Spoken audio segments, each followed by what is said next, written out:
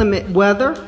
Those of y'all who are joining online, thank you. Make sure you post your questions and comments so we can read those to the audience as we can. I do want to thank our sponsors for Monday Night Politics through the Dallas Examiner. We have the NAACP Dallas chapter, Dallas Alumni Chapter of Delta Sigma Theta Sorority Incorporated, the Metropolitan Dallas Chapter of Delta Sigma Theta Sorority Incorporated, Alpha Sigma Lambda Chapter of Alpha Phi Alpha Fraternity, Dallas Alumni Chapter of Kappa Alpha Psi Incorporated, and also the Dallas Association of Realtors. Okay, so we're going to go ahead and get started here. Candidates and incumbent, you will get 2 minutes to do your introduction. After that, then we will start the question round where you will have 1 minute to answer your questions. So I'll try to rotate through the three of you guys to start, but as it stands right now, we're going to go right to left or left to right, however, 1, 2, 3. And so we'll start with you, Roy. 2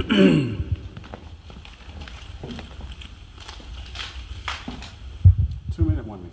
2 minutes. 1 minute response. Okay. Well, good evening. Thanks for being here on this cool and wet evening. For those that don't know me, my name is Roy Williams Jr. I am the former Dallas County Constable at Precinct 4, where I served 2 terms, 2011 to 2018. I'm also the 2015 Dallas County Democratic Party elected official of the year. And in 2014, I was tasked the Texas Democratic Party contacted me from Austin and asked me to head up the security for the state convention that was held here in Dallas, Texas. I currently hold a Bachelor of Science in Criminal Justice with a concentration in management. I graduated summa cum laude, and I do have a Master's of Science in Organizational Leadership, where I was recognized as an academic scholar. A few things that are an issue. We'll talk about them tonight. Of course, we're going to take questions from the audience. One is the crime that's going on right here in the city of Dallas and in Dallas County, and we'll address that later. Another thing that I wish to talk about this evening is the way things are currently going on in the Sheriff's Department. We're talking about leadership and management. We're talking about the fact that there's millions of dollars being spent on overtime. Again, we'll get into the weeds here in a few minutes, as well as the turnover ratio of the officers and the lack of attention attention to detail that they're getting, whether it's dealing with PTSD, them being overworked, things of that nature. And so we'll get into that. I've been endorsed by 6 Democratic clubs. Again, we'll talk about that in my closing. But at the end of the day, it's just time for some new leadership. John Maxwell said it best: if you want to change the direction of an organization or entity, you change the leader, okay? And it's one of the things I've done. I've invested in leadership courses. I've invested in myself to make myself the best version of myself that I can be, so I can represent the constituents and the citizens of Dallas County. So again, my name is Roy Williams Jr., and we'll talk more in a little bit. Thank you. Thank you. All right, pass that. Yes, sir. Yes. Good evening. Sam Mohammed, running for Dallas County Sheriff. I've been on the job about 20 years, and I served in many capacities. I've earned so many awards during the process, like Life Saving Award, Officer of the Year Award, and many others. I'm very big on community service. I'm very big on police relations with the community. I'm very big on charity work and nonprofit organizations. I've established several of them. I'm still working on a few more. And I've studied criminal justice and graduated in 2000, and I've been on the job since just shortly after that. Several things that we'll talk about during the night that I want to address as the sheriff for Dallas County. I have the crime rate, which is a big problem, the protection of places of congregation like schools, places of worship, DWI enforcement, step it up, where to battle the 2,500 crashes that happened in 2018. Also the human trafficking, child labor trafficking, and such problems that go unnoticed, and we need to pay special close attention to them as well. The other thing is bridging the gap, which is the number one should have been, the bridging the gap between the community and the police. There has been a lot of mistrust, a lot of problems, a lot of issues in recent years, and I would like to, and I will, work on that to make it a better environment for both of us as law enforcement, and you, the civilians who pay us your tax dollar to be able to protect you and make life better for you. Sam Mohammed, I'm running for Dallas County Sheriff. Good evening. My name is Marion Brown. I am your current Dallas County Sheriff. I am proud to serve as your Dallas County Sheriff. I have been serving in this capacity for 2 years now. Initially, I was appointed unanimously by the Commissioner's Court when the predecessor left to run for a different office. And after that, I ran for the position, and the citizens of Dallas County entrusted me with that position. So again, I'm proud to be your Dallas County Sheriff. What it is that I have been doing is I have been doing the work. And that means that what I have been doing is making sure that we do the things that we need to do to pass our annual unannounced inspections.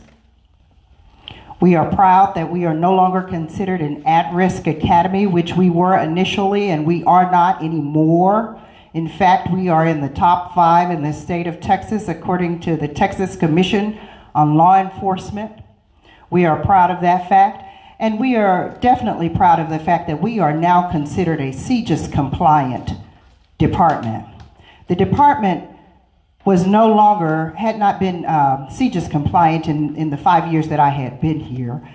And so recently, we managed to get everything in order to pull all of the tentacles together, because we have various departments that feed off of our ORI number. And because they feed off of our number, then if they're not compliant, we're not compliant, which means that we lose access to federal and local databases. That means that if you stop someone on traffic, you can't run them. That means that if you bring somebody into our facility, then you cannot run them. You cannot check to see who they are. We're proud of those accomplishments.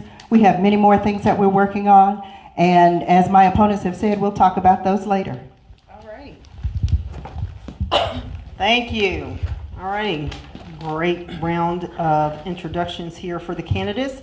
So now we're going to open up the floor for questions. I recognize faces. We're not a shy group. Yes, ma'am. Hi, I have a question concerning the young man that got out on the $15,000 bail. Is it because that he got out before, he posted bond before you could actually run his record? Is that going to change? Because I think if that hadn't, those 2 young ladies might still be alive. Okay, we will start with one of the challengers here. Sam, we'll start with you, then we'll go to Sheriff Brown, and then we'll finish with you, Roy. Every time we arrest somebody's taken into custody, we do what's called 43 complete, which is a criminal history, a complete criminal history on that person. And so if the job was done properly, which I cannot attest to that, but I assume, if the job is done right, then that person would be, his record would be presented to the magistrate at the time. From my experience in working in Dallas County, every time we arrested somebody, we take the entire record and we show it to the judge, and then they make their determination. Why did he get out? That's a question actually I was asking today when I read the article about it yesterday in the weekend paper. That puzzled me. Why is he out? I mean, he shouldn't have been.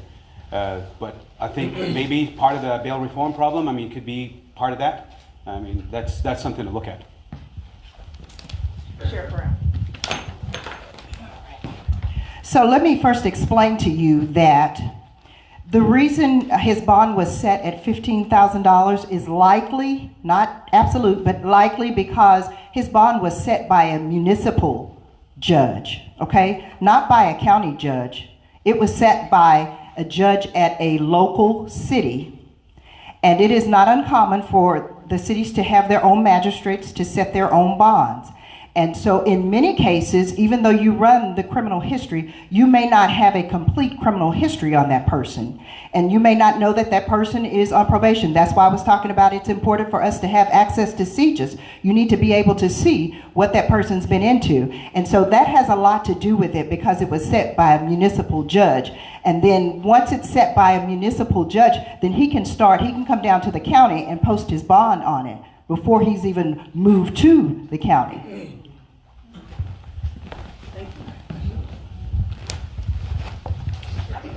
Okay, what was your exact question?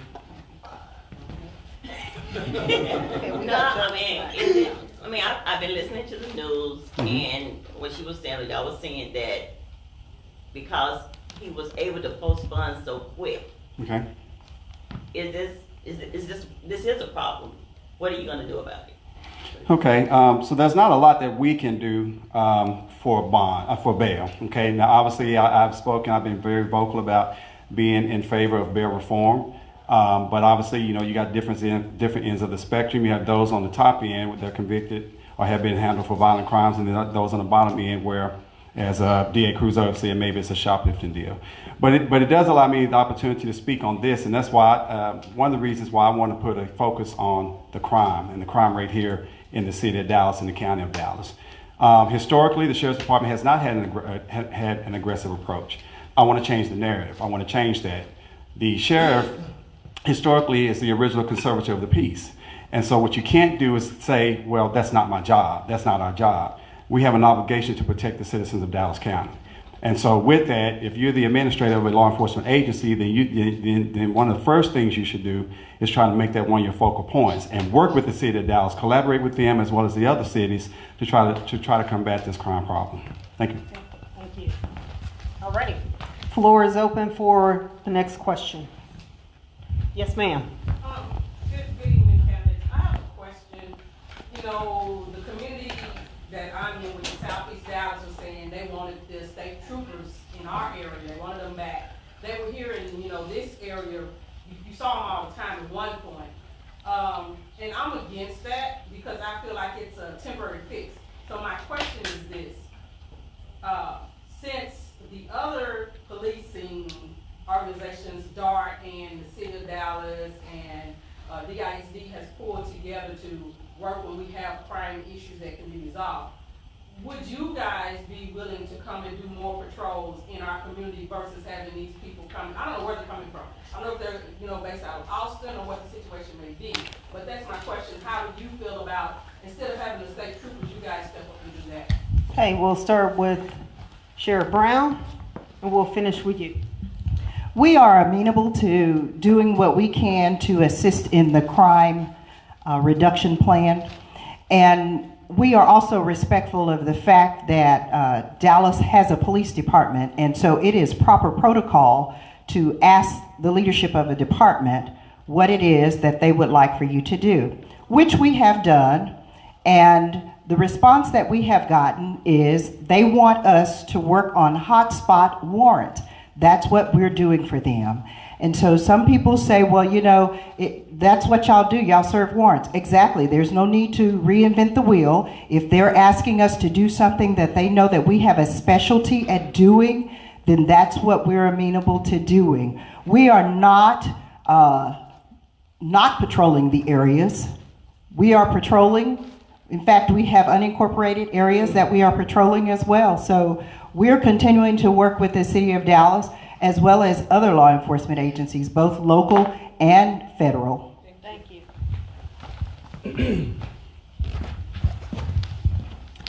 To answer your question, absolutely. Okay, as I said a few minutes ago, it's time to change the narrative. Okay, historically that has not been the case, but when you have a county, when you have a city that is hemorrhaging, when you have a city that is hurting, when you have a city a municipal department that needs help, then that's absolutely what you could do. As I've canvassed and knocked and block walked, the narrative has been the same. Unlike you, some folks say, well, we want the troopers back. I don't. I'm going to tell you why, because I feel like the Sheriff's Department should stand in the gap, okay? The sheriff is the original conservator of the peace. Okay, it is a law enforcement agency. Yes, we're responsible for the jails, and yes, the staff and the bailiffs of the court. But at the same time, we have an obligation. We are duty bound to protect the citizens of this county and the citizens of this city. State troopers, there's no accountability. You elect the sheriff. Okay, the troopers can go back to Austin. Okay, go back with Greg or wherever Greg Abbott wants to put them. But there's more accountability here with your elected official here. And if something happens, you come down there and you say, "Hey, Roy, something's wrong." Thank you for the question, first of all. Definitely, the sheriff department will be working. I mean, I know it's a problem right now because focusing on warrants and some other things, but because of the shortage that there is 60 to 100 or more deputies needed to be working to fill a little gap just to get even, that's a problem. Once I get that staffed, the next thing is going to be that I'll be doing is deploying deputies in the cities with cooperation with other agencies. No, we got to work together. If the city of Dallas cannot handle their business right, then you know what? There's going to be a new sheriff in town. He's going to be handling the business the way it should be done. When the troopers came out, they did a lot of good, and I'm with the fact I support the fact that they were here because they recovered thousands and thousands of pounds of marijuana and drugs and guns and everything. It was a temporary fix, like Mr. Williams said, but that doesn't have to be the same way when I get elected sheriff. Thank you. Alrighty, I do want to take this opportunity to ask a question because Sam brought up a very good point. There is a shortage with the number of deputies that the Dallas County Sheriff's Department has. So seeing that you will also be competing with DPD to fill in those open slots, how will you do that to bring the manpower up for the Sheriff's Department? Well, first of all, let me correct the misinformation that has been put out here. There are not 60 vacancies for 60 deputies. I think that what we're trying to get at is that there are openings for detention service officers, two totally, completely different things. The detention service officers are the unsworn officers who work in the jail versus the sworn officers who work out on the streets, etc. What we are doing is we are taking targeted action and having recruiting fairs to fill those gaps that exist related to the detention service officers so that we can address the overtime issues. We are, like I said, not understaffed on the detention officers, so that's the answer to that question. Okay. Thank you.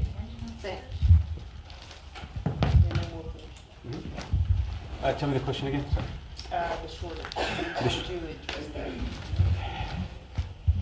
The shortage has to be filled by hiring more deputies. There's no way around that. Getting more people, train them, hire qualified people, and move on with that. You have to designate also deputies to work in different segments. There has to be units for example, DWI units that are going to be on the clock because this is not only a nighttime problem. Also working on staff, hiring staff to do the trafficking issues with drugs and human trafficking, etc. So you would have to get also, you have to not make it easy for officers to get hired on, but work on hiring more officers.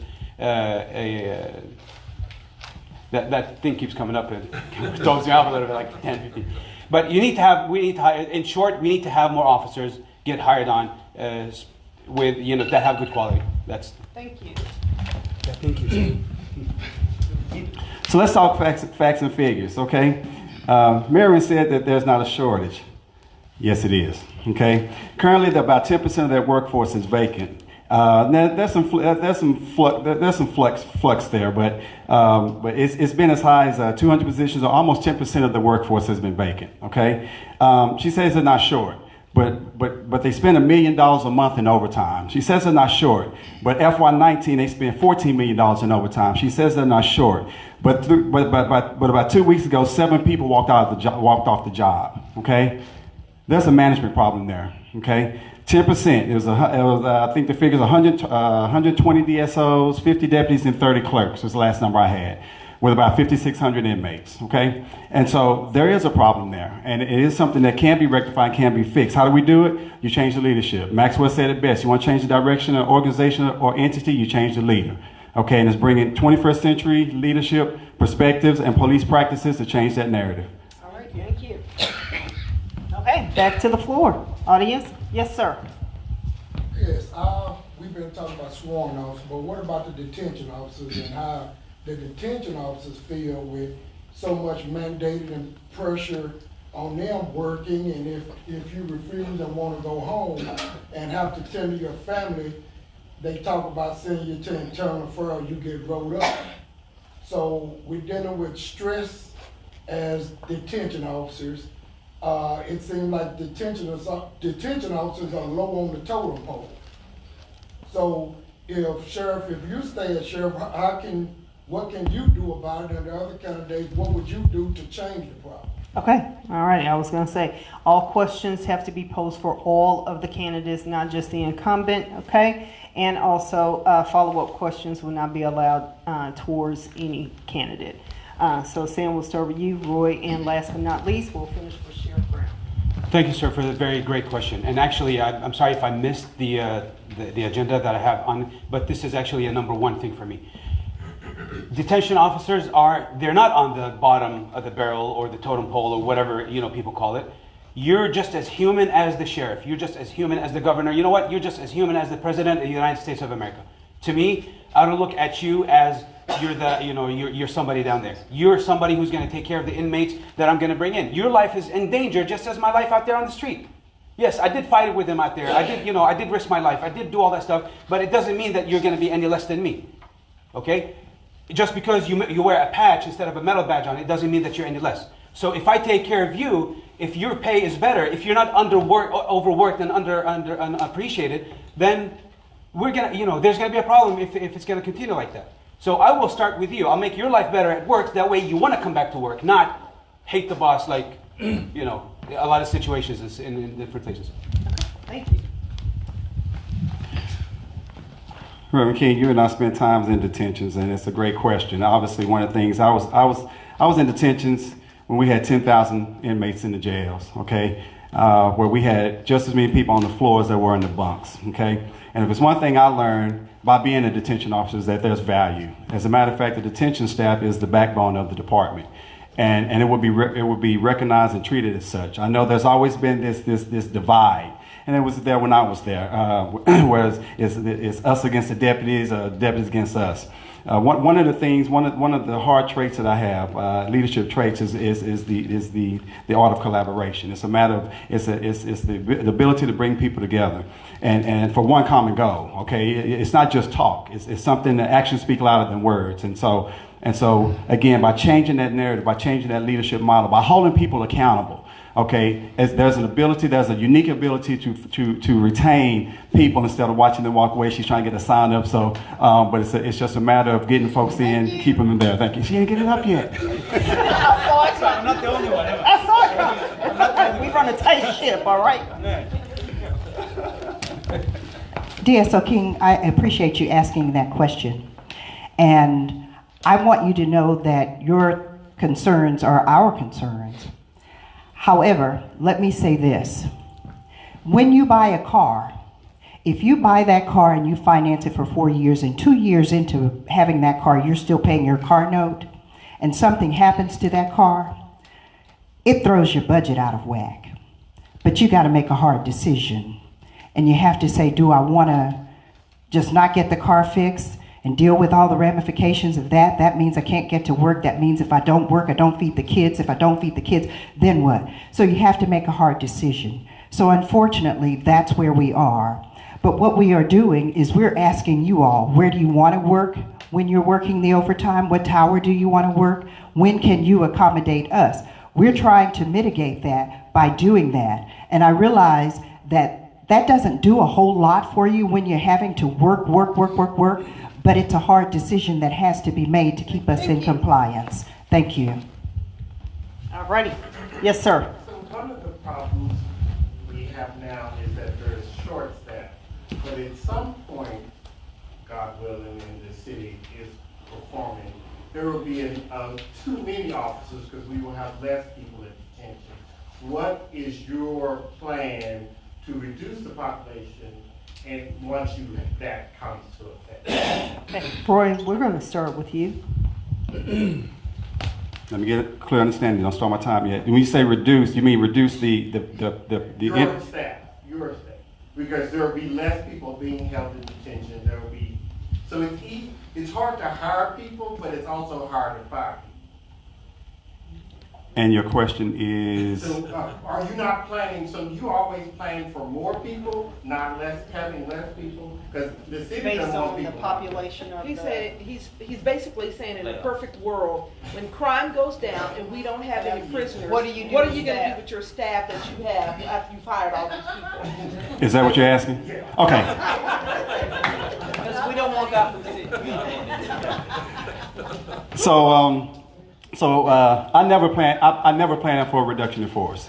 I never planned for it. And you may even think that's a flawed philosophy, but it actually is. And when I was Council Precinct 4, one of the things that bothered me the most is because numbers can be skewed. I mean, we up here throwing numbers around, they can be skewed. I never planned for a reduction in force. As a matter of fact, I do plan for asking for more personnel. And the reason is because I see a unique opportunity available to the Sheriff's Department in increasing the staffing for the county to increase patrols, to increase not just traffic, but to put a dent, to help the city of Dallas, if you will. You're all right. Right now, I think the jail population is about 5,600.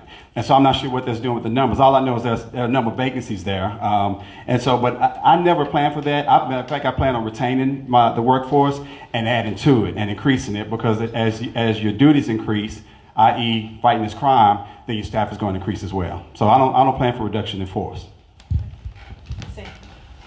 Right. All right, so in a perfect world, crime doesn't occur. Do we live in one? We don't. Is crime rate gonna go down? We all pray for that. Every one of us.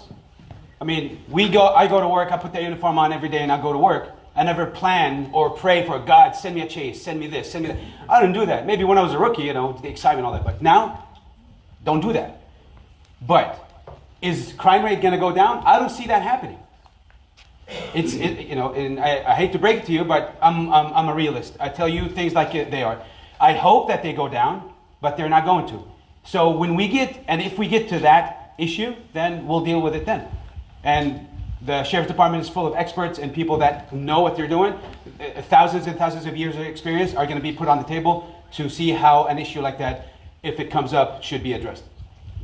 Sheriff Brown. All right, so what are we going to do to reduce the staffing? We're not going to reduce the staffing. We're going to let attrition happen naturally, as it always does. That, I think, will remedy any issues that you have in terms of having too many. But you must keep in mind that the state requires that you have so many detention officers per every inmate that you have. And because that population continually fluctuates, then you can never get rid of people just to reduce your staff. Because as sure as you do, that's the time that you're going to need those persons to move those individuals over to the medical facility, move those persons out to the hospital, and take those persons to court and that kind of thing. So there would be no reduction in staff. Thank you. All righty, so next question from the audience. Yes, sir. Just a reminder, no videotaping of Monday Night Politics. It is being broadcasted on Coffee and Politics 101. Yes, sir. So, being in Dallas County Jail right now, we have people who are in jail simply because they can't afford to pay a cash bond. Do you, as a candidate, do you feel that cash bonds should be ended in Dallas County? Okay. Sam, we'll start with you. I think that's your right, or the right of the inmate whenever he or she gets jailed, is to be able to post bond. There's no question on that. Should the cash bail be, is that what you're asking? Well, they're in there because they can't afford a cash bond, like $20, $30 that they can't afford to even. Usually what happens is that there's a bail reduction hearing that happens, after days or, certain period of time from whenever the inmate gets, locked up. And there's going to be, there's a hearing for that to see if they can reduce the bond for him to be able to afford it to come out. But should it be taken away? I don't think so, no. Everybody should have the ability to afford to be able to get out. Now, if you're talking about $1 million cash bond versus 5,000 versus 1,000, there's a difference there because it depends on the crime, depends on what the degree of the crime is. So that's my answer. Sheriff Brown. Okay, people can't pay cash bond. The whole idea behind having a cash bond system is to have some skin in the game, so to speak. The idea is not to be punitive. It's supposed to be, and it is designed to be, for the purpose of getting you back to finish out your commitment. That's the whole idea. So I think that you should have individualized assessments that determine whether or not this person has a history of this type of offense. Is this something they keep doing? Are they violent? Are they a danger to society? I think that you do the individualized assessments and you make a decision on how to set the bond as opposed to having a schedule or something that you use. So I don't think that you should do away completely, again, because the whole idea is to gain compliance, not to be punitive. Okay, thank you. Excellent question. I'm going to read something, my response to the Dallas Morning News. In 1964, while addressing Congress, Attorney General Robert F. Kennedy made the following statement: "The rich man and poor man do not receive equal justice in our courts, and in no area is this more evident than in the matter of bail. This is a cause in which there is great work to be done." That was 56 years ago. And that statement still rings true today. One of the reasons that the Dallas Morning News did not endorse me was because I said the cash bail system needs to go away. Okay? Because it's an unfair system. Now, there is some accountability that's still there. Okay? But the cash bail system preys on those that don't have money. That's the bottom line. Okay? We can color, you can use any kind of paintbrush, stroke it any kind of way you want to. But at the end of the day, it preys on people who don't have money, and that's black and brown people or those that are poor. Okay, cash bail system, and I'm not saying that does not need to be some assessments done, and I'm not saying that the entire bail system has to go away. It has to be. There are some reforms, but cash bail needs to go away. Okay, thank you. All righty, next question. Yes, ma'am. A question for all candidates. As a previous Dallas County employee, I was housed in the jail, and I have knowledge because I worked in the jail that there was drugs being brought into the jail by detention officers, or some way, somehow, they ended up in the jail because inmates were testing positive or had tested positive after they had passed away while in custody. How is that going to be, that safety concern of those things being brought into the jail? Also, keep in mind what other kind of things are being brought into jail, and how is that going to be fixed? Okay, so contraband into the jail. So Roy, we'll start with you and we'll go straight down the line. So earlier, Marion said that she's showing up the infrastructure.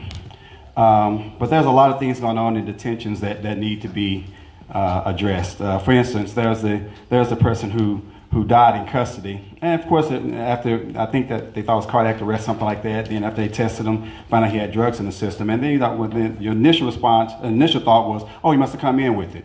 Well, no, he had been in jail for some months. Okay, so now you got dope coming into your jail. Okay, and not only that, you got prisoners in jail, inmates in jail, and whether maybe they hadn't been convicted or not, so maybe innocent, they're being sexually assaulted.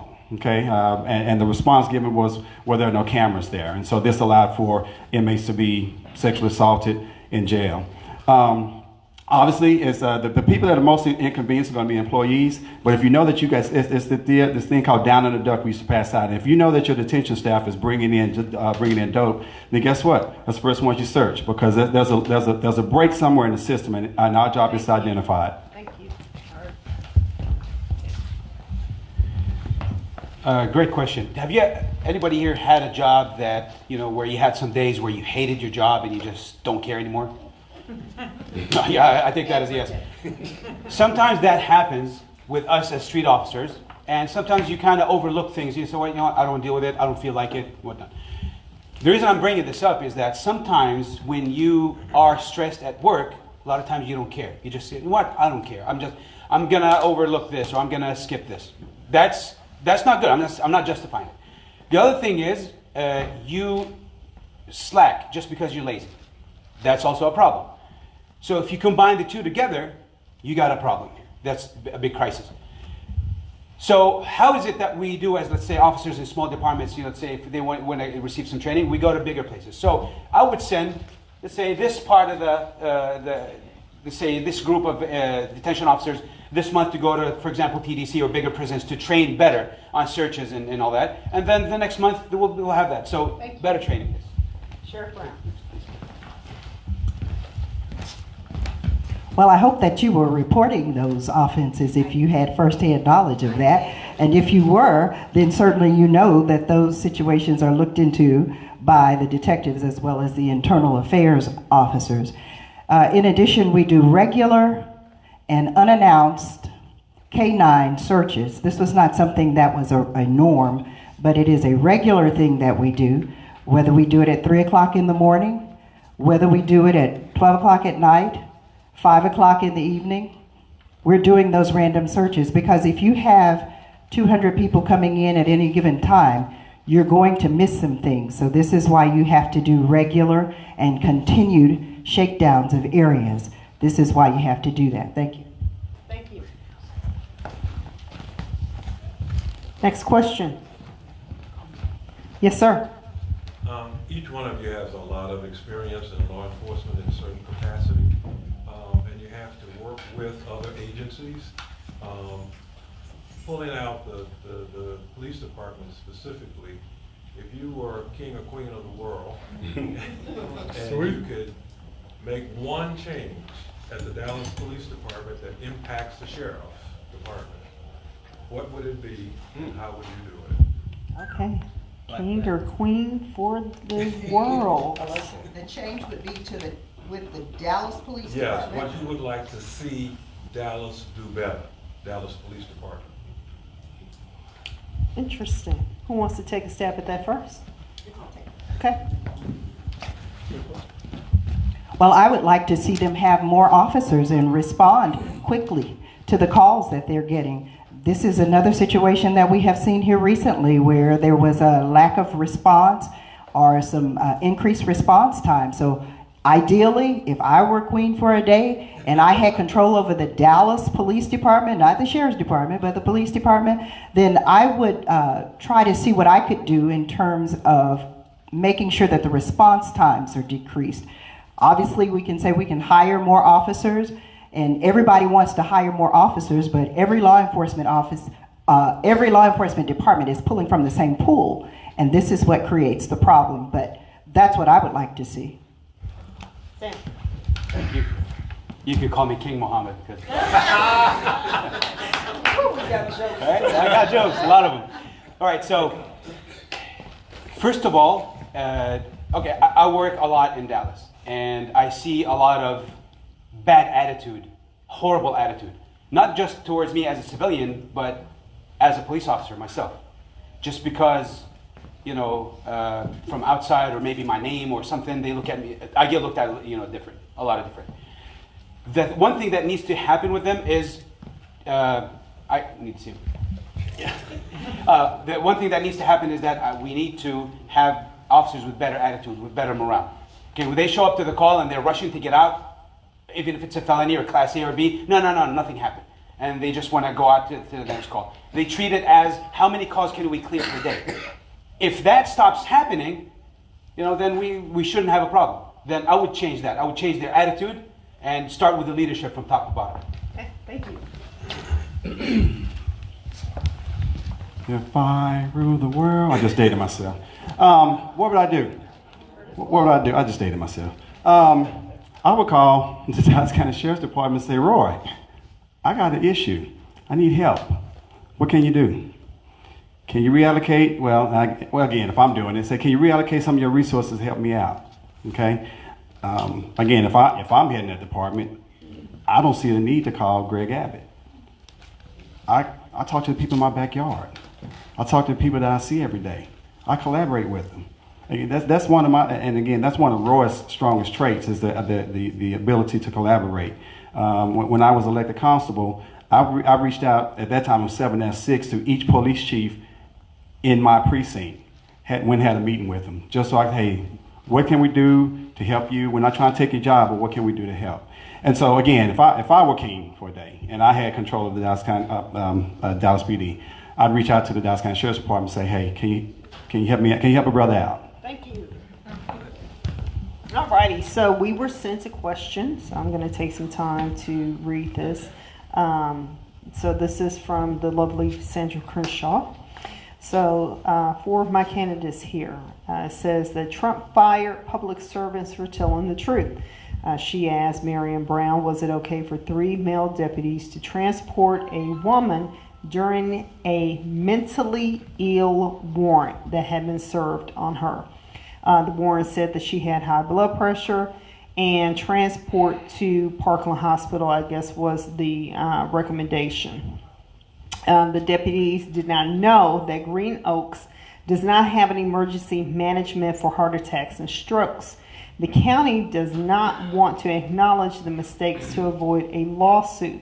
With the other candidates as well as the incumbent, her words, not mine, lie for the county or follow their oath of truthfulness. Do the deputies do not follow the MIW protocol?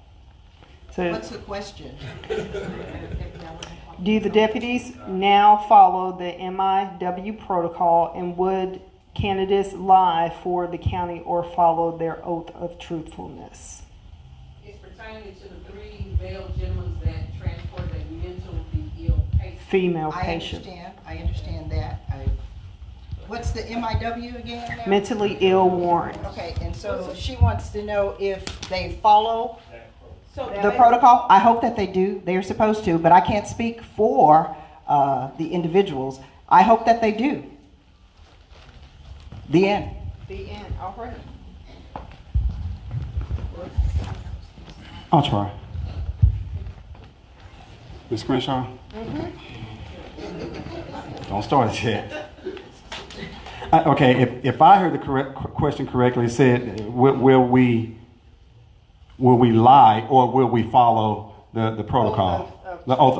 Okay. So we do take an oath. I do solemnly swear or affirm that I will faithfully execute the duties of the office of Sheriff of Dallas County, State of Texas, and will, to the best of my ability, preserve, protect, and defend the Constitution and laws of the United States and for this state. With that being said, that's an oath of office that we take. And I have no intentions on breaking that oath. I have to look at you because I don't think Sandra's here. So obviously, yes. No, I've facilitated ethics courses for over almost 25 years. And so, and the one thing I've always told people that I've always worked with, we're good as long as you don't ever ask me to lie, cheat, or steal for you. Okay? If you ever ask me to do that or cover for you, then that's a wrap. Okay? So no, I mean, under my command, I fully expect for ethical conduct at all times. And if for some reason it's found that they're not being ethical, then we have to deal with that. Okay, thank you. So, is it common for male deputies to transport a female? I mean, sometimes if there's it depends on the circumstances, and I don't know what the circumstances behind what the instance that you mentioned is. But have I transported, a female by myself? Yeah, I mean, that's part of the job. But there's protocol to be followed. Now, would I allow anything like that? I mean, that's definitely a no. And not only a no, but no. That's not, I would not allow any. The 2 things you cannot do to me and stay employed for me is, lie or cheat or break that oath.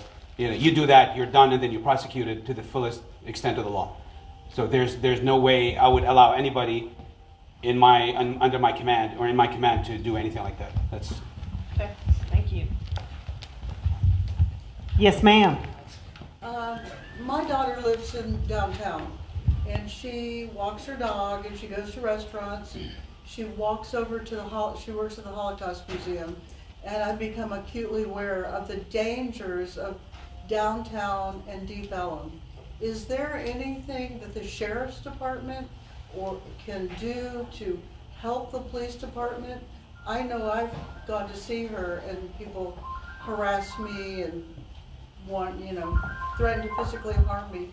So is there anything that you can do with the police department, to try to stop this? Okay, we'll start with Sam. I am. Great question, ma'am. Thank you for that. It has to work both ways. It has to be, there's something called situational awareness. Because the average response time for police to show up to a call nationwide is 3 minutes. You call 911, average. If it's in Dallas, 20, 30 minutes, 40 minutes. Sometimes I have to wait 6, 7 hours. It is true. I'm sure you probably have some experience. But it also has to work. The best way for somebody to not be a victim of a crime is situational awareness and to be aware of your surroundings the entire time. Okay? As a firearm instructor, handgun license instructor, all this, the craze instructor, and all these things for civilian response and active shooter, that's what I preach all the time. So you can't depend on the police 24 hours a day to be there, exactly there. When you call 911, you need them right then and there. They're not going to be there and then when you dial that 911. So you'd also have to work. But is there something that can be done? Yeah. Cooperation between agencies, whether they like it or not. Sheriff's office, police, they have to work together. And that's the best I can do.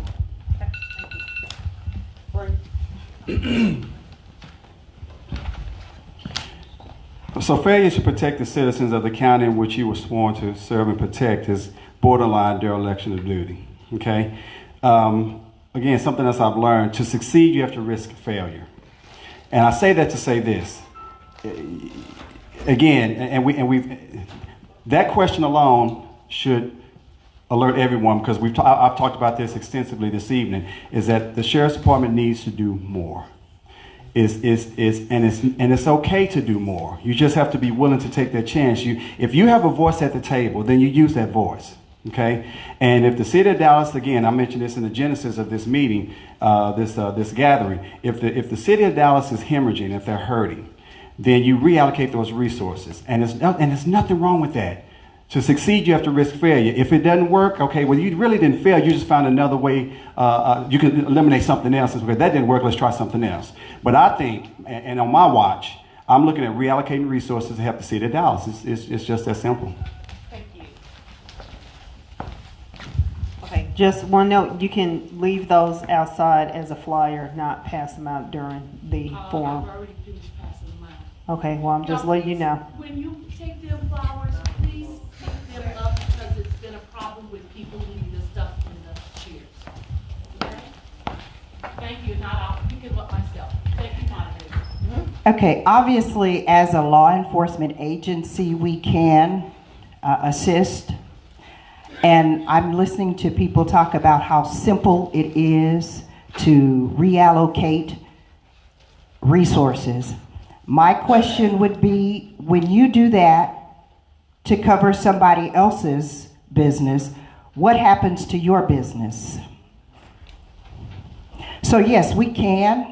We encourage our officers while they are driving around, period. They're still peace officers, licensed and sworn, so they can still patrol the areas. But I would not reallocate my resources, because if I do, I'm spreading myself too thin, and somewhere there's going to be some suffrage. Thank you. All right. Next question. Yes, ma'am. I know a lot of people constantly stated that we wanted to. I'll circle back to you. Go ahead. A lot of people, we've constantly stated that we wanted to find DPD. We needed more officers for DPD. DPD's response time. We're blaming a lot of things on DPD. My question for the candidates is, what DPD has in place their recruitment plan. They've been recruiting officers now for almost a year. They've been getting larger and larger classes. The Sheriff Department has not. Even when I was working in the jail, they stated that we were getting new people in, but we've never saw these new people. What plan do you guys have to further advance the recruitment? Why aren't people coming to the county? Is it because of the pay? Is it because of word of mouth of how it's going? Or what are you guys' plan? Okay. Sheriff Brown. To say that we have not had a recruiting plan is incorrect information. That is not true. We have recruiters that we have actually had to pull from other places. This is what I was just talking about. We've had to detach those folks and make them recruiters. But just within the last couple of weeks, we have submitted a recruiter's budget to the commissioners, and we have asked them. We have, in fact, told them that we want to use, and we plan to use, because state law says that I can use commissary money to fund a recruiting team. So that's what we're doing. And in terms of you not seeing new people, you understand from working in the facility that there are 3 towers and each of them is huge. So we may get 10 new people today and you never see those 10 new people because they didn't come to the tower or the floor that you're working. But we do have a recruiting team in place already, albeit we're having to pull people from other places to make it work. We do have a team in place. Thank you. I do want to take the time. No recording. No recording. Shut it down. There's only 2 authorized people here for recording Monday Night Politics. And I know the young lady personally over there, so please be respectful. Okay, Sam, do you want to, and then Roy? Okay, he deferred to you. My friend. Recruiting. I had seen your mom. I was like, okay, recruiting. In my discussions with some of the commissioners, one of the things that I've discovered in terms of recruiting is that, as a matter of fact, let's go back just not too long ago where the entire recruiting team was misplaced because there was a recruiting fair over at Juvenile, and my understanding, could be wrong, I don't think so, is that the Dallas County Sheriff's Department didn't have anyone there, okay? Shame on them. You're short. You're short. And so well, one of the things that I would do is obviously, and this is borrowed the words from someone else that sits on the court, you go fishing in a different pond. Okay, if that means you have recruiting fairs at the local colleges, if you go to high schools and it's the graduating seniors, because let's face it, not everyone goes to college. Okay, some people just come out into the workforce, but you go and you go to different parts of the city. You know, you don't just go to the same pond. You find a different pond. You throw your pole out there, and you go out there. You go fishing in a different pond, and you enhance. It's not just enough to have a bunch of people recruiting. You have to make it effective. Thank you.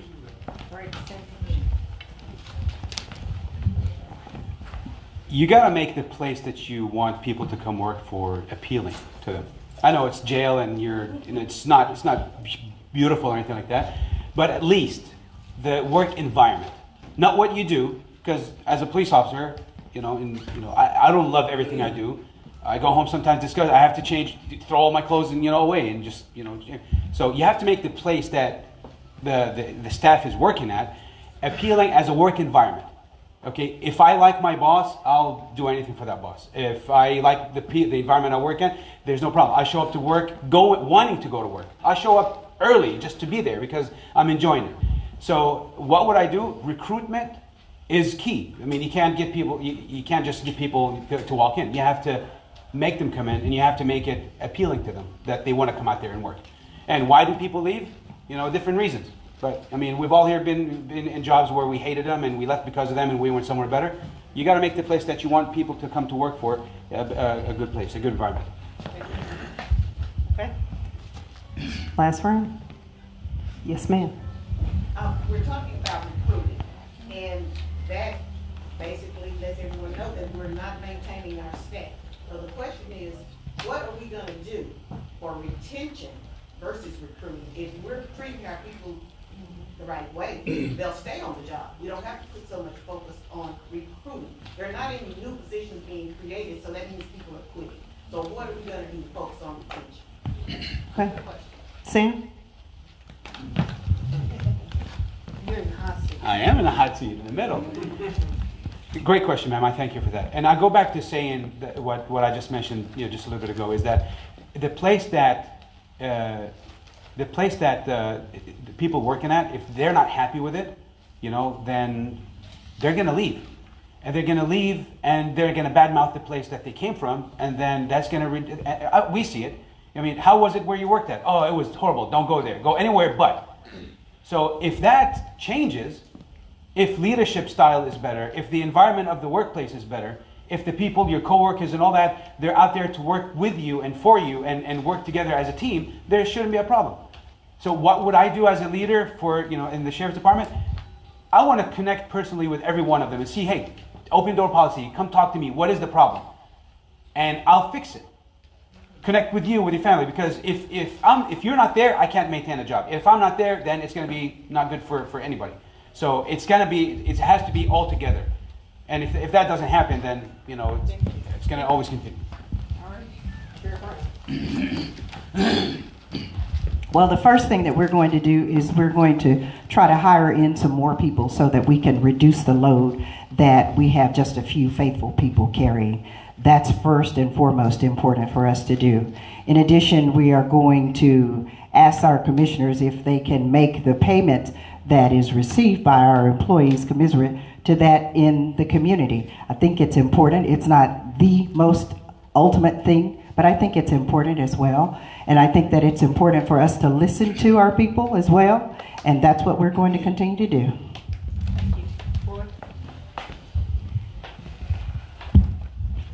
So in the movie Remember the Titans, one defensive end says to the other defensive end, attitude reflects leadership. Okay? And studies have shown that 75% of the people that leave their jobs don't leave their jobs because they hate their jobs or they dislike their jobs. They leave because they dislike their boss or the management or the leadership. So it's a two-pronged approach, and although I can't get into the weeds about it because she's finna hold up 30 seconds, I would say this. On the top end, you have the officers that are leaving because they have their time. Now, once upon a time, again, I did 21 years at the Sheriff's Department. Once you got your 80 points, you'd hang around another 3, 4, 5 years because there was a sense of pride.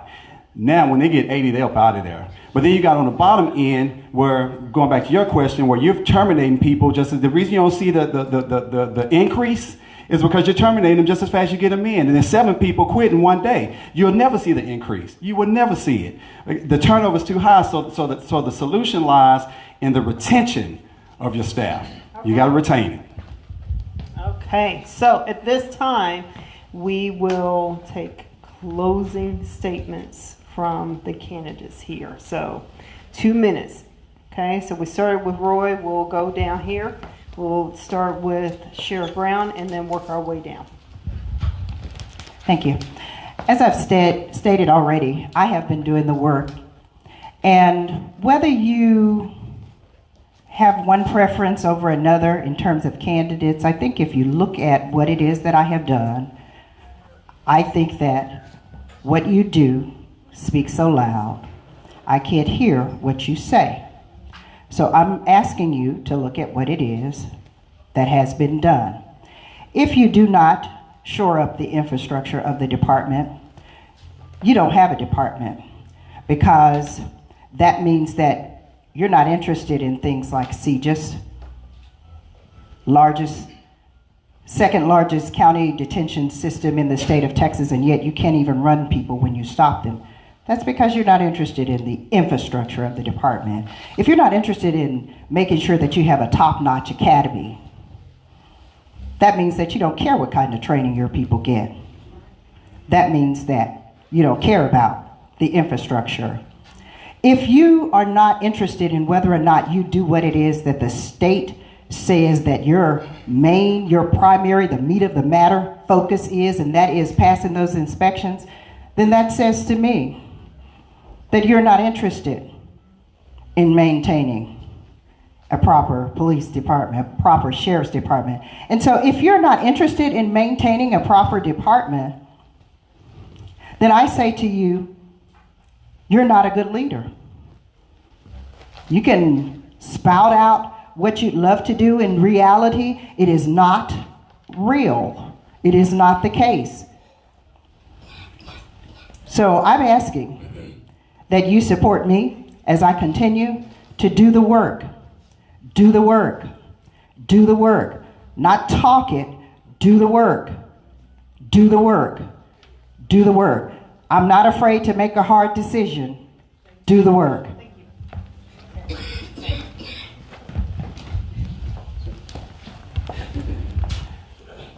The other day, I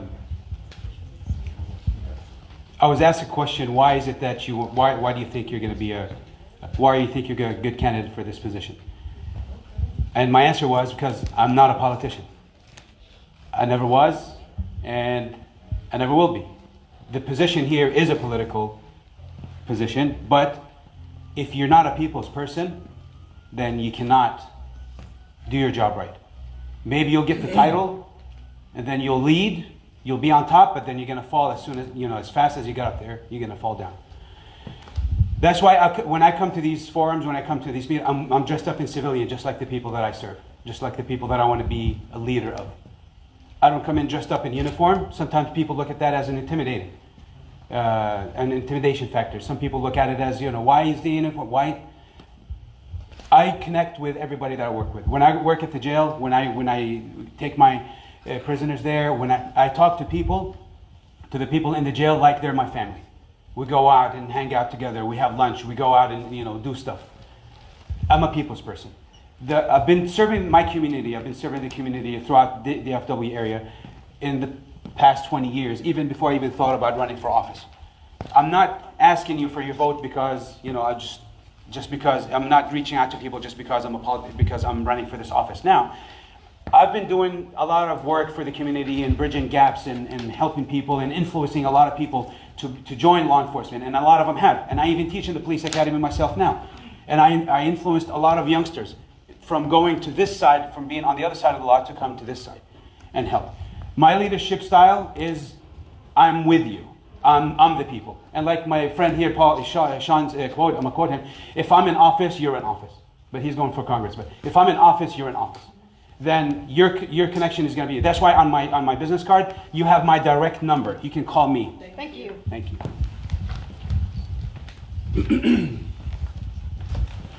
Well, first of all, we thank Monday Night Politics as always. Ms. Belt, thank you for having us and giving us a chance to connect with the community. So Mary likes to say that she wants to get back in because she's doing the job. My question to her and to you is, but at what cost? At what cost? Because last year, FY19, it was at a $14 million cost just for overtime.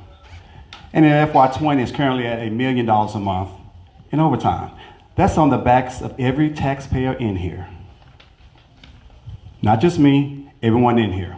All of us in here pays taxes, so we're paying for that. Jail inspections, that's not a new thing. Number one, it's a requirement, it's a job, and the Sheriff's Department has been passing jail inspections.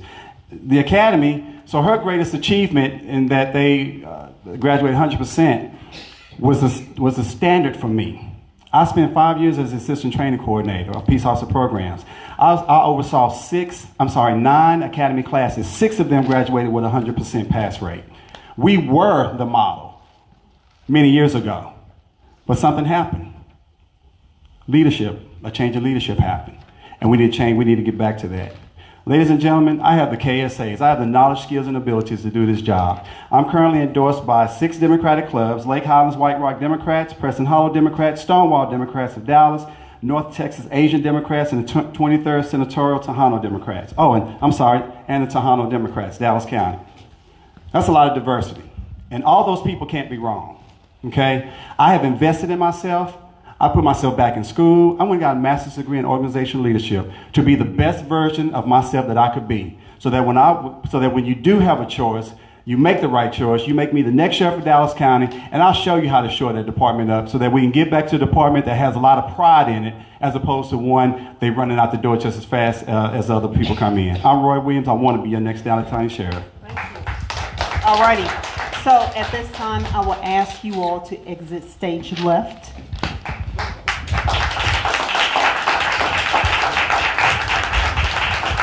This is awesome to come up here and do this because the candidates are really have been showing their weight in salt when they're on stage. So hats off to Monday Night Politics and the Dallas Examiners to continue this tradition.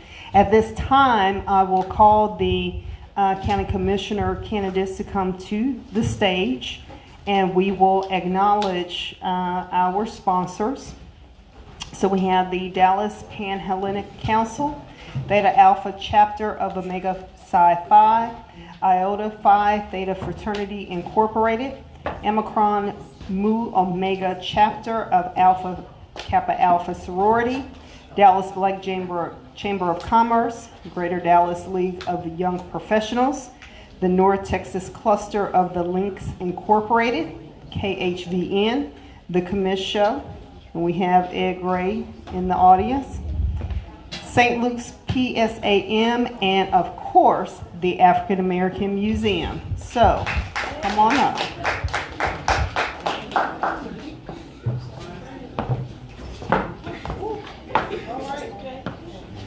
Yes, I am. So you just go ahead, you guys just have a seat. See which one do we want? Good to see you. Y'all can sit on polar opposites, or y'all can be buddy. Hey, I'm moving around quick, so I'm making some space. That is an extra bottle. Would you like some water? Yes. Can I have some? Sure. Okay. Is that the one? I'll get her one. Okay. Thank you. Alrighty, so we're going to go ahead and commence with the County Commissioners. Thank you. Candidate forum here on Monday Night Politics. So, the format is you all will have 2 minutes for your introduction. Since there are only 2 of you guys, who answers last starts first and vice versa.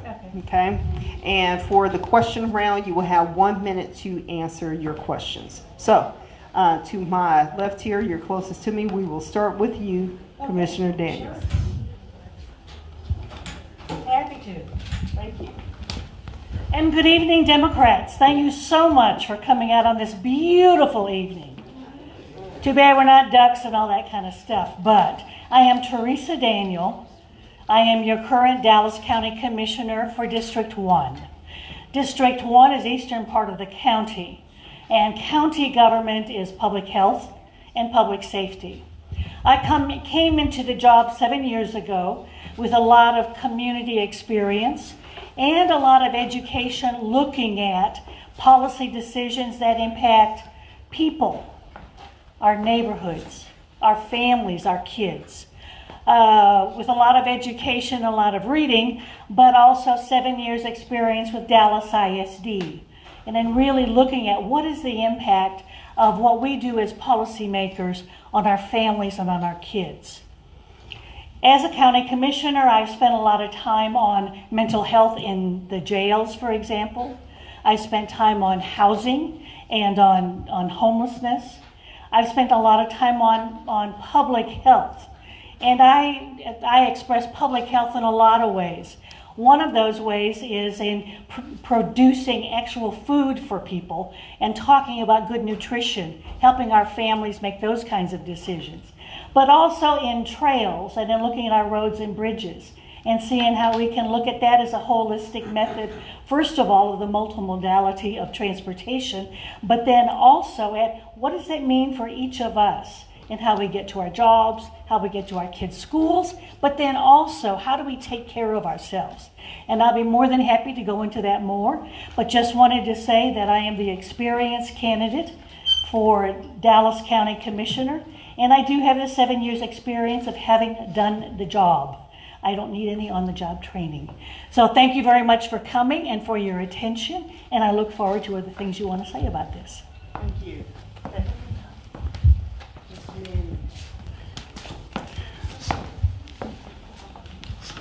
First of all, I'd like to thank Monday Night Politics for having me here.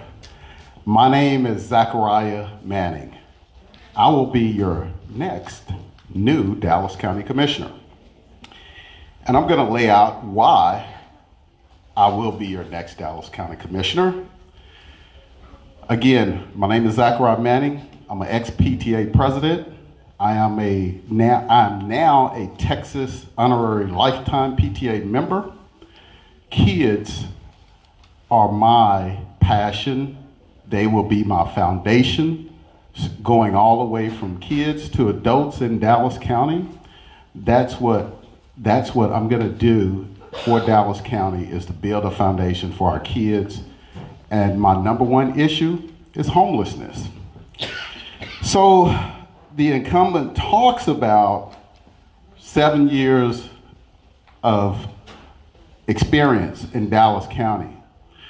Our homeless situation has gotten what in 7 years? Worse. Our current county commissioner spent $30+ million on TechShare, a jail tracking software. As the previous sheriff candidate stated, it starts at the top. The top is the county commissioners, where our county commissioner has wasted $30+ million that could have went to the jails, could have went to homelessness, could have went to not only beautiful parks or trails in Dallas County, but it could have went to the issues that plague Dallas County. Our current county commissioner needs to put her training wheels back on the bicycle and go for a ride again, because it's time for a new county commissioner, Zachariah Manning. Alrighty, so now the floor is open to questions from the audience. I know a lot of these faces. Yes, sir. Everything now in America is about power. What can we change not to make everything so just sound like robot politics? Because we hear that all the time. What can we do to this? The Bible says, show yourself friendly. What can we do to show to each candidate to show yourself friendly, to not just all the politic talk, but to get personal with who you serve? Okay. You'll go twice the next round. Okay. She breaks out. Go ahead. I try to make it as even as possible.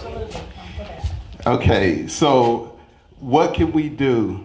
First, we have to show up. Not only showing up for forums like this, what we're in, we have to go out to the public and reach out to the community where the homeless is at.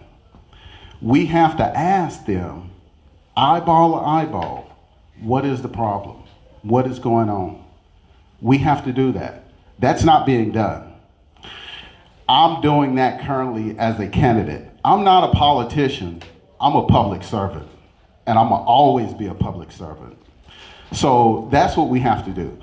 With respect to the crime that's going on in Dallas County, we have to first, before we put any deputy sheriffs, we have to first go to the communities and ask them what they want in each community, and then go from there. Let's get it, Dallas. Thank you. Commissioner. What a great question. When I go out to the community in a lot of different ways, I just came from a Ferguson Road Initiative meeting myself, where you talk about very personally. I don't have the luxury as a county commissioner of taking just the political decision. I, in the end, have to get the job done. So I have paid the price of instead making the policy decision, which was looking at the facts and figuring out what is best for Dallas County.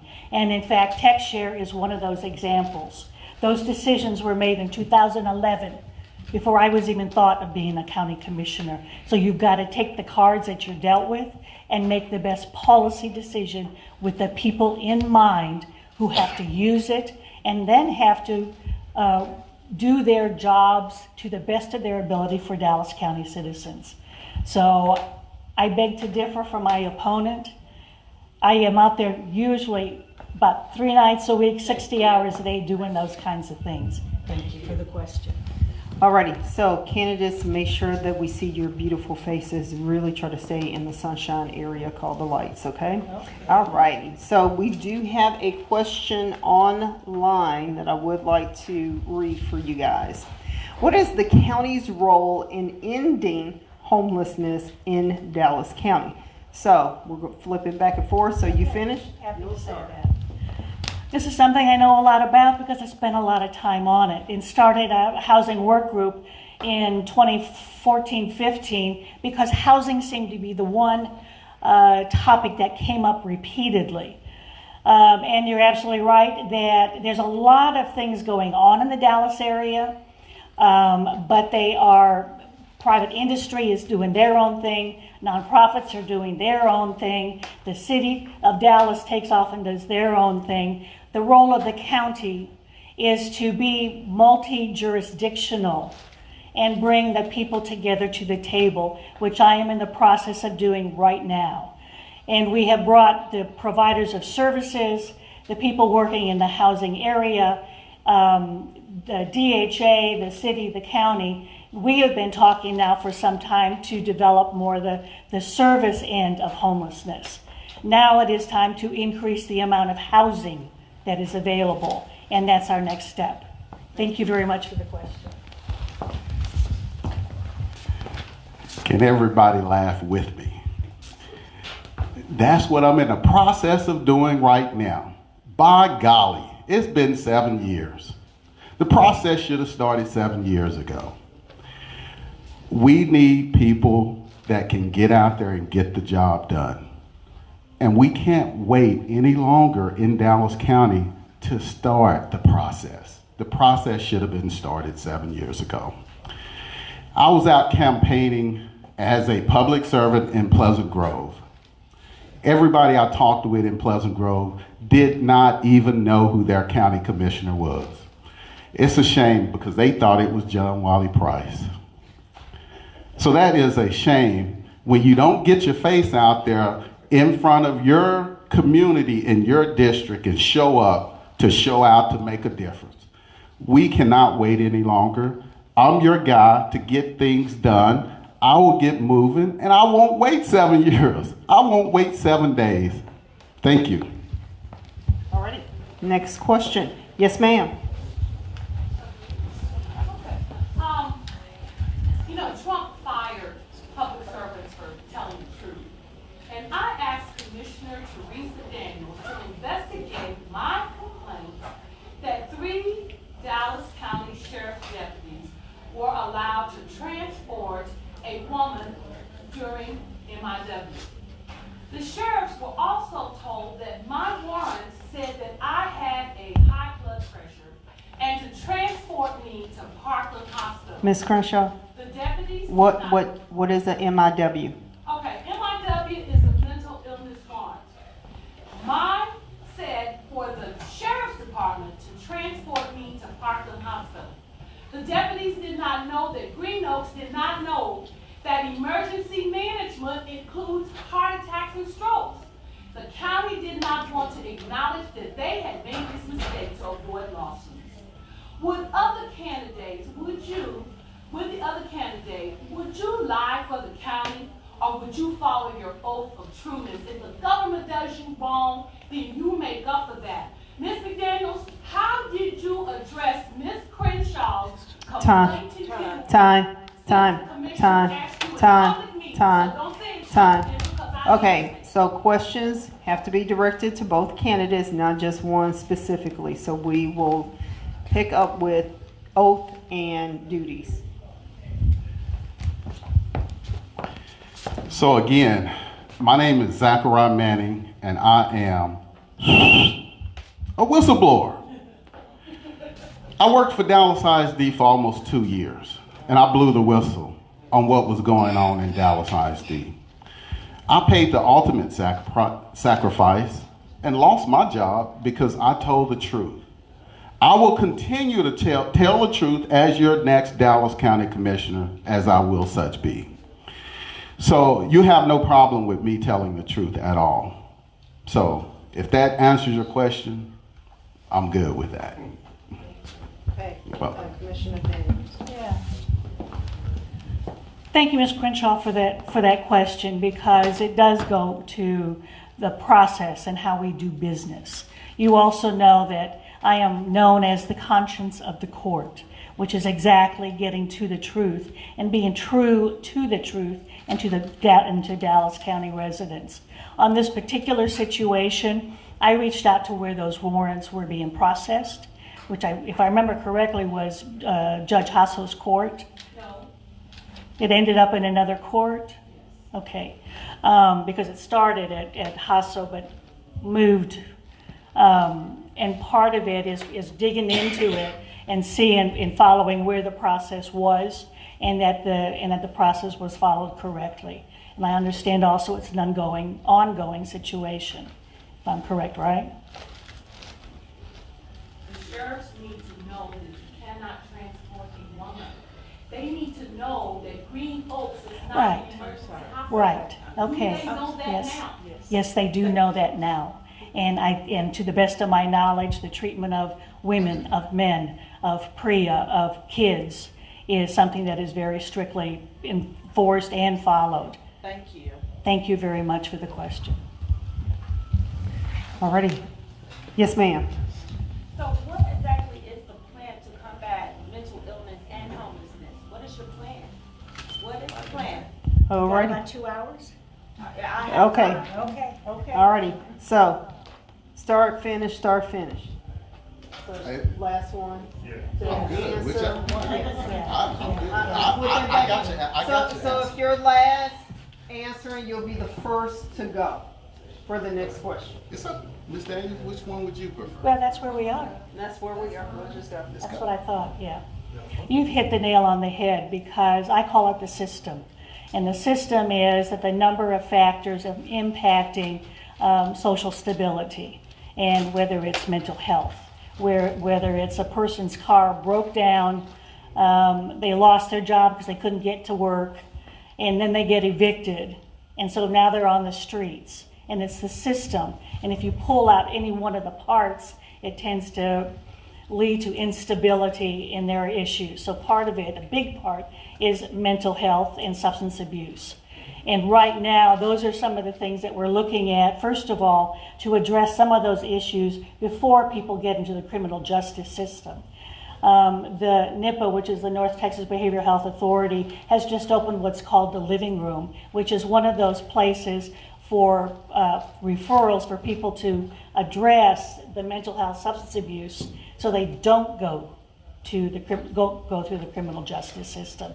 So we're very much aware of how we can look at before and then the after, so that it breaks that cycle. All right, that's right. Okay. My solution is a work in progress, but I'm going to tell you the solution here. We need to take a multi-pronged approach. We need to have a short-term solution, an interim, a long-term, and a move to home ownership plan. So here's my short-term. Immediately, we can start looking at, you've heard of dog parks, right? So look at it this way, a humanity park. A humanity park that's gonna address mental illness, a place to stay, shower, toilet facilities, and some living ability at that humanity park is what I'm calling. Now, interim plan is over on 75 Syene Road, 7525. It's a hospital that's vacant over there. We can use that for 1,000+ beds, give mental health, give job training, give home, place to stay. It can house at least 1,000 people, I think, over there. And that wasn't all, but. All right, we had another question right in here. Yes, sir? She asked it. Okay, Mr. Smith? My question is about specificity dealing with the homelessness. That's something that was brought up. Would you please be specific about what you intend to do and what you will intend to do to eradicate or mitigate the seriousness of the problem? Okay. Zachariah? Okay, so what I intend to do, dovetailing back on my previous question, so we have to have this how much time do I have? You only have a minute. Okay, so basically I got to my interim solution. So the longer term solution, after you move from that facility that's gonna give you job training, it's gonna give you a living ability to live there for a longer period of time. It's gonna give you some health care provided there as well. So what we have to do is keep thinking along those lines. And then the next step is to get you housing, whether it be Section 8, whether it be an apartment, but you're gonna still get the mental health segment of it, you're still going to get other segments all along the way on my plan. And I'll discuss it later in my closing to get more specific.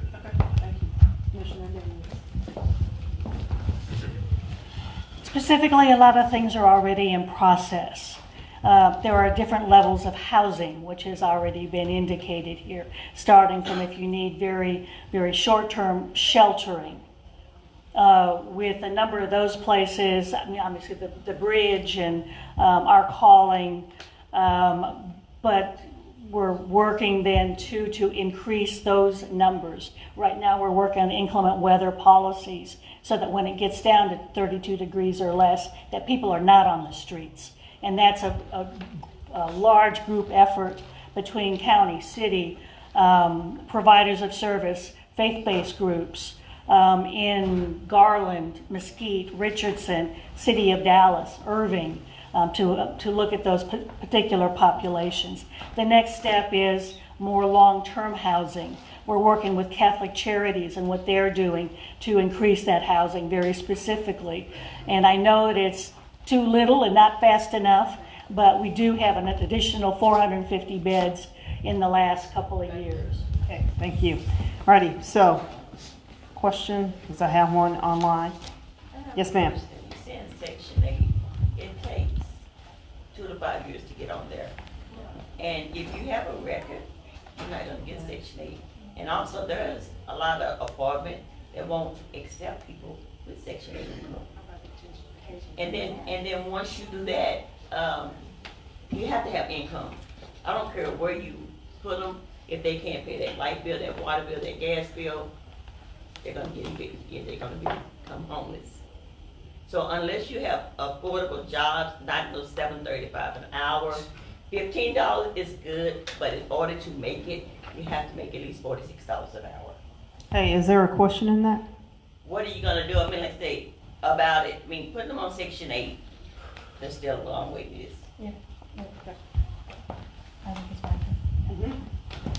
Once again, you're hitting right at that it's not a simple 14-second soundbite answer, that it takes people really working together to address the variety of issues. You've addressed Section 8 and how does all that fit in. That's a DHA for the most part. And looking at how we can bring some of those regulations from when they were built in 1985 and bring them up to 2020. So we're working, and I know they're long-term, too long-term, producing not enough housing. What was the second part of the question? Once you get them in there. Oh, the record. The record. We have had something in the legislature the past 6 terms at least, looking at that piece. Dallas County has banned the box, which is at least one step to help people get jobs when they do have a felony history. But it's picking it apart and seeing what are the very specific items that we can address. All right, thank you. Okay, is that right? There's things we can do in Dallas County to circumvent some of the issues that you're bringing up. Just because Section 8 has the specific rules that they have, we can make our own rules within Dallas County on what we're going to do with the money that we provide to fund the issues that we have to take up. So we can address those issues like felonies and things of that nature within Dallas County. Because if we can take $1.5 million and give to advertising to get more census takers or advertise for the census, we can do certain things in Dallas County instead of wasting money on election systems that don't work. So there's things we can do in Dallas County and we can implement those, and it won't take 7 years. Thank you. Righty, so question that we have online is, would you support a similar City of Dallas housing policy that would temporarily freeze property taxes of homeowners in gentrified areas, and why? If not why?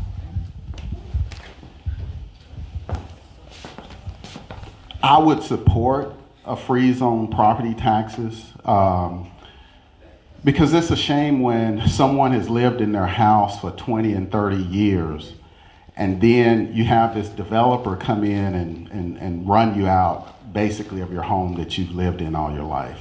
So I definitely would support a freeze on property taxes because it's just not right. And that's, people have worked too hard all their life to pay off their house.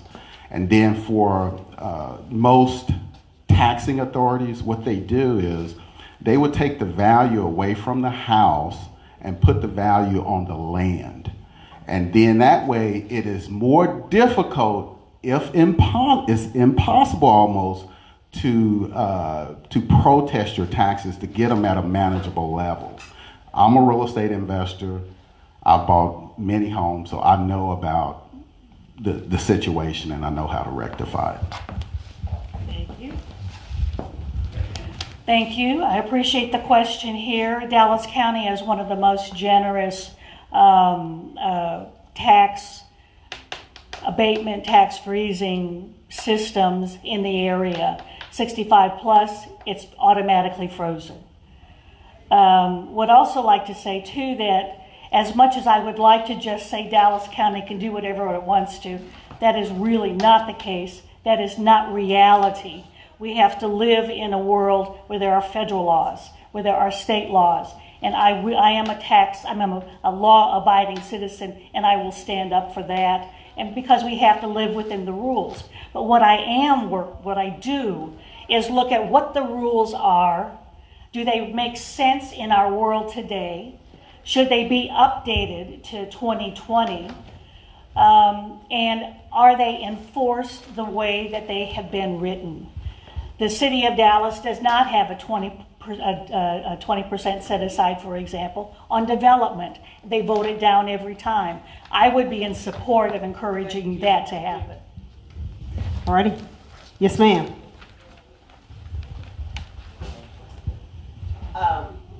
Hearing the comments that have already been made, I understand that you're a previous DISD teacher and you've been on the court for 7 years. Yes, ma'am.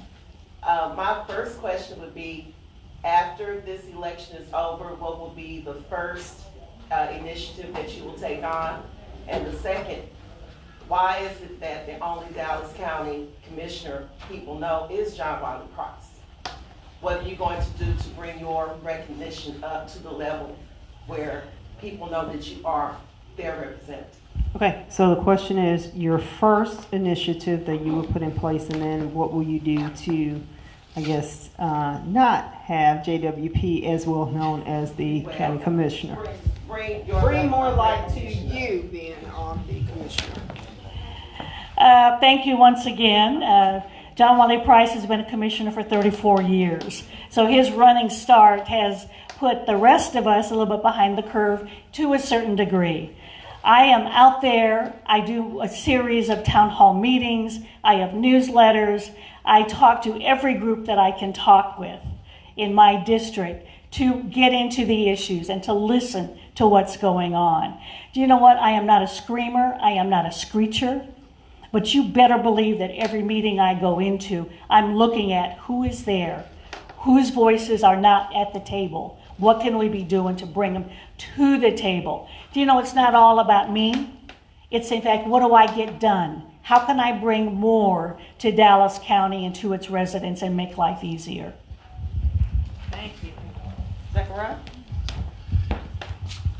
I have two things that I'm going to do first. First, I'm going to stop the misuse and mismanagement of county money. That's the first thing. Along with that first thing, I'm going to redirect that money to go after the homeless issues that plagues our communities. So that's a twofold. Well, 2 for 1, yeah. That's the first thing I'm going to do.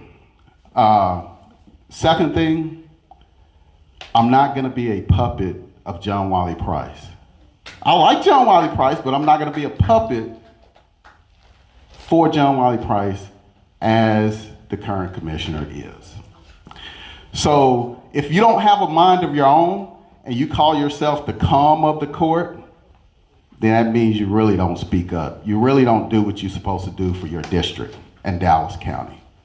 So, no, when I'm passionate about something, I'm going to scream, I'm going to speak up, I'm going to be heard, not come and sit there and be quiet. All right. Yes, sir. And then Camille. Earlier, there was a mention of the money that's being spent by the city or county for the census. And I'd just like to know what your commitment is to make sure that all persons are counted. That is a very, very good question, Zechariah. So first of all, the federal money that we get, I'm gonna make sure it's used wisely and to the best of its ability. So that's the first part. Once I look at the important issues that's going on in Dallas County, then I'll look at the census at the same time. I'm not saying that I won't allocate any money to it, but I'm gonna weigh out my options on the way your money, your tax dollars is gonna be best spent. So I can go out there and count all the people I want to and get all the money that I want to get. But if I'm just going to go blow it on making mismanagement decisions, then my effort of spending that $1.5 million was in vain. So first you got to study, like the equipment that was not studied, that was spent, that won't talk to each other. If you ain't studying that and you're going to sit there and be calm, then you just blow money.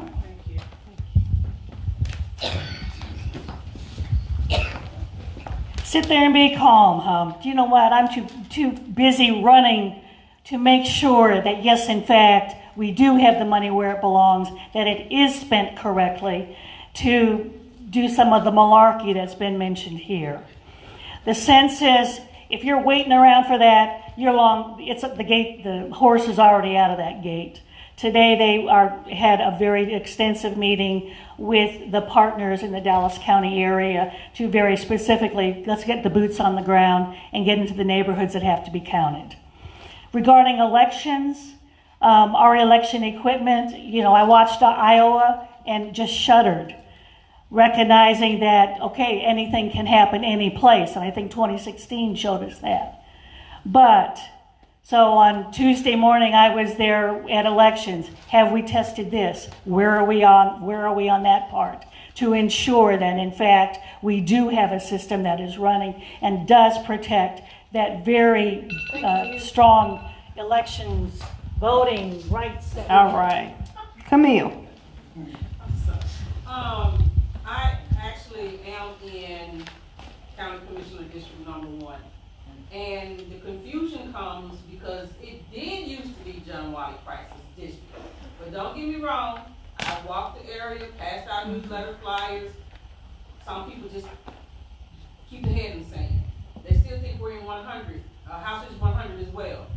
But my major question for both of you right now is, I am very concerned and passionate about the homeless situation. But I am also looking at not just training for county officers when it comes to mental health.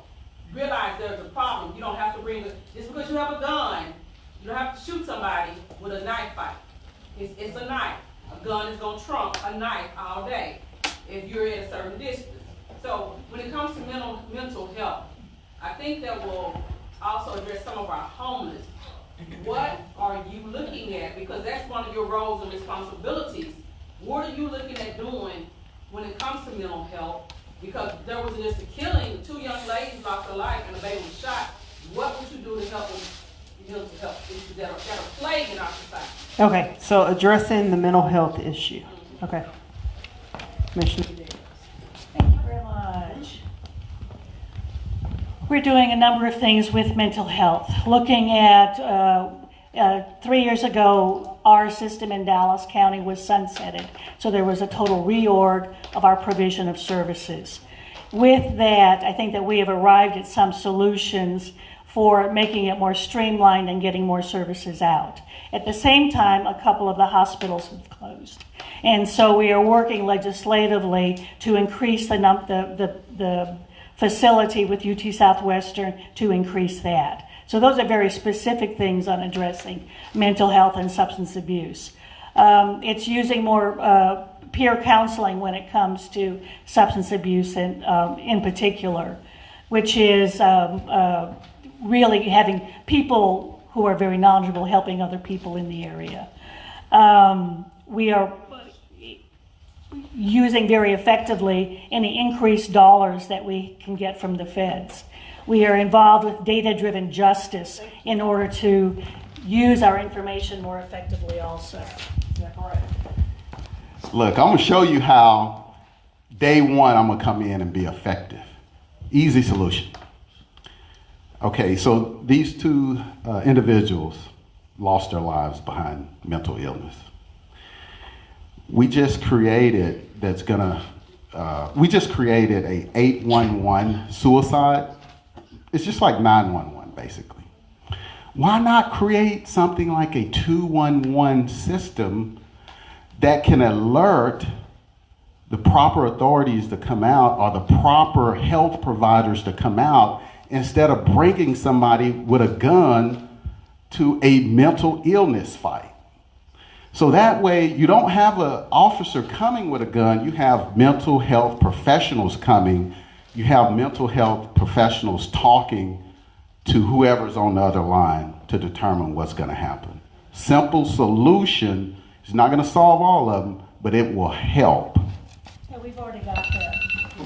All righty, so at this time, we will allow each candidate their 2-minute closing. So, Zachariah, we will start with you with your closing remarks. So, my opponent talks about someone coming in getting on-the-job training. Look, guys and girls, I'm 50 years old. I've been self-employed since I was 17 years of age, running businesses. So the only 2 years of my adult life that I worked for anyone was Dallas ISD, which was almost 2 years, as a project construction manager leading millions and millions of dollars of construction projects. So it's no on-the-job training for me. So I'm gonna come in day one, day 2, 3, 4, 5, 6, 7, not 7 years, not almost 8 years. We're working on it. We're trying to get this done. We have to have all these different communities and cities to work together. By golly, you could have been started that 7 years ago. Because our homeless issues have only gotten worse in the last 7 years. The commissioner has only been talking about homelessness since I've been running. That's when it started becoming an issue for her, is when I brought it up as an issue. So 450 units in 7 or 8 years, that comes out to about 45 units per year in 7 or 8 years. So we got to get proactive on what's going on in Dallas County. Quit wasting money that could go elsewhere to our homeless situation. That is the most important issue going on right now in Dallas County. So let's go after it, Dallas County. My name is Zachariah Manning. I will be your next Dallas County Commissioner. Thank you. Thank you. Commissioner Daniels. First of all, thank you very much, Dallas Elite News, for doing this, and to our illustrious the Dallas Examiner. Do you know what? But I would like to say that it is experience, it is building the relationships that takes time, that takes energy, and takes some skill to accomplish. It is the ignorance of someone who can't even recognize that, in fact, the Dallas County area has a variety of the things that he says are just dreams. That is not true, and a part of it is because of the hard work of a public servant like myself, who does bring the education and the knowledge, but also walking the blocks with people. I've walked with Camille. I've walked with the variety of others in this room. And it's that experience that will keep you steady on the way. And by not being a screaming person, I think that I've been able to encourage more relationship building and more trust among those who have to work together. Dallas County has a 98% occupancy rate right now, which means that with working with landlords, encouraging them to do so many percent of units for people with special needs. Those are the kinds of things that we're working on. Those are the kinds of things that, in fact, do take time and effort and a perseverance. And I am that person who will be there to continue. And it is a continuation because so many of those things are in process in helping the mental health situation by sending out a team called the Right Care team, which is mental health and law enforcement, to make sure that, in fact, and that right now about 80% of those people are getting treatment in other areas.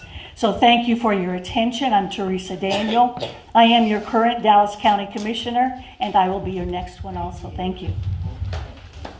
All righty, round of applause. Hey, thank you, candidates. If you would exit stage left. So next week, Monday, February the 17th, we will have the Justice Supreme Court Place 7, Court of Criminal Appeals Place 3, and then we will finish that with the Court of Criminal Appeals Place 4. So thank you so much for coming out. Again, candidates, if there are any flyers on the seats, make sure that you collect them, and we will see you next week. Thank you.